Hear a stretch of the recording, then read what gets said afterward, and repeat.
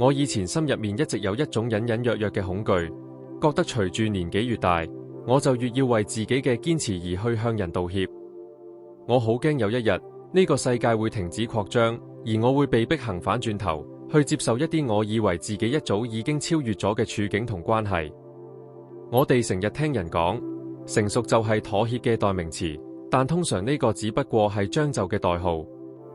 我哋被誤導，以為如果唔即刻捉住眼前出現嘅第一樣嘢，生活就唔會再為我哋提供新嘅風景。但成長唔係一個圓圈，而係一個螺旋。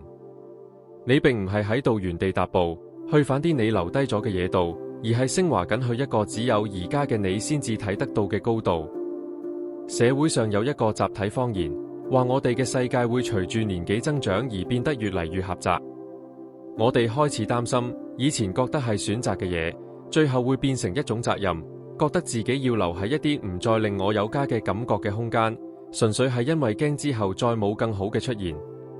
但你而家感受到嘅呢種不確定感，其實並唔新鮮，以前後生嘅你一樣係喺未知之中摸索，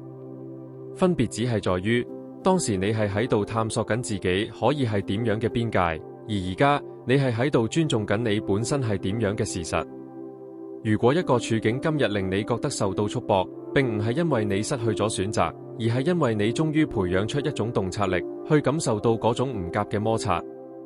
年齡唔係一扇閂埋咗嘅門，而係一塊磨得更利嘅鏡片。呢種係一種沉默嘅威嚴，話俾你聽，你唔需要反返去一個你已經讀完咗嘅舊版自己。你並無失去緊未來，你只係對未來變得更加講究。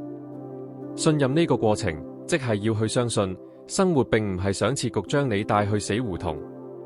你並唔係注定要返去嗰個已經被你埋葬咗嘅舊自我。